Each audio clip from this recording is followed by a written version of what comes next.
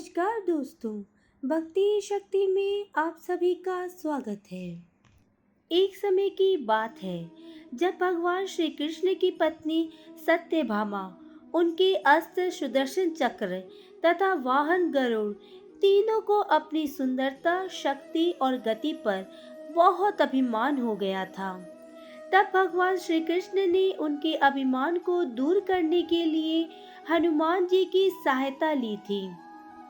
एक कथा के अनुसार श्री कृष्ण ने अपनी पत्नी सत्यभामा को स्वर्ग से पारिजात लाकर दिया था। तब से वह स्वयं को श्री कृष्ण की अत्यंत प्रिय और खुद को सुंदरी मानने लगे थे।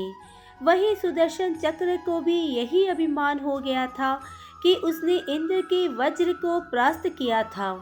भगवान श्री कृष्ण हमेशा उसकी ही सहायता लेते हैं, जबकि भगवान कृष्ण का वाहन गरुड़ ये समझता था कि मेरी गति का कोई मुकाबला नहीं कर सकता और भगवान मेरे बिना कहीं जा ही नहीं सकते। भगवान श्री कृष्ण को जब ये बात पता चली तो उन्होंने हनुमान जी का स्मरण किया।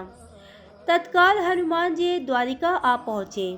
हनुमान जी जानते थे कि श्री कृष्ण और श्री राम दोनों एक ही है। हनुमान जी द्वारिका पहुंचकर सीधे राज दरबार नहीं गए, वो राजकीय उद्यान में चले गए और वृक्षों के फल तोड़ने लगे। फलों के साथ साथ वो वृक्षों को उखाड़ कर फेंकने लगे।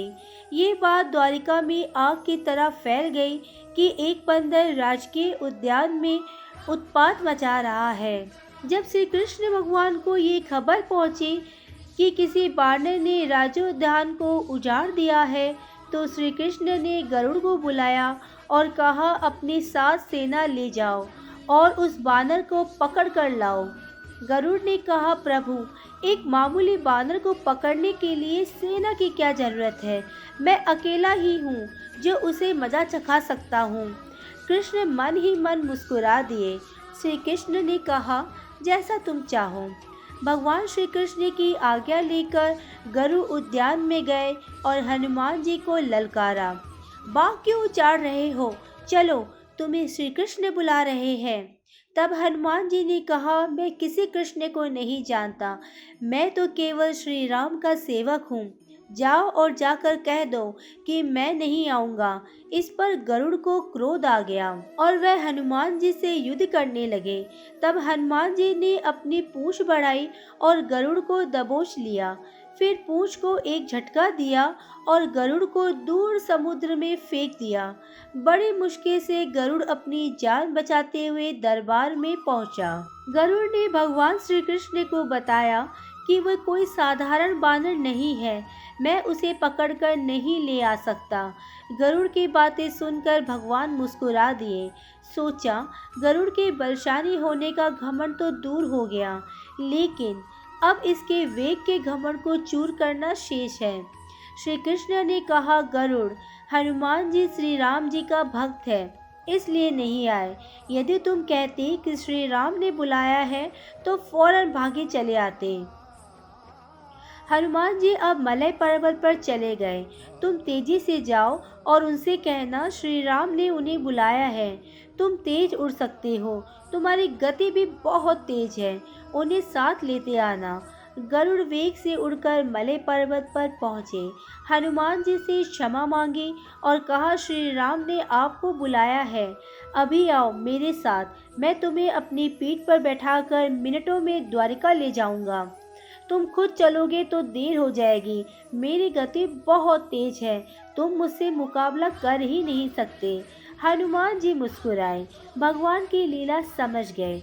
कहा, तुम जाओ, मैं तुम्हारे पीछे ही आ रहा हूँ। उधर द्वारिका में श्री कृष्ण राम रूप धारण करके सत्यभामा को सीता बनाकर सिंहासन पर बैठ गए और सुदर्शन चक्र को आदेश दिया, द्वार पर रहना, कोई बिना आज्ञा अंदर न आ पाए।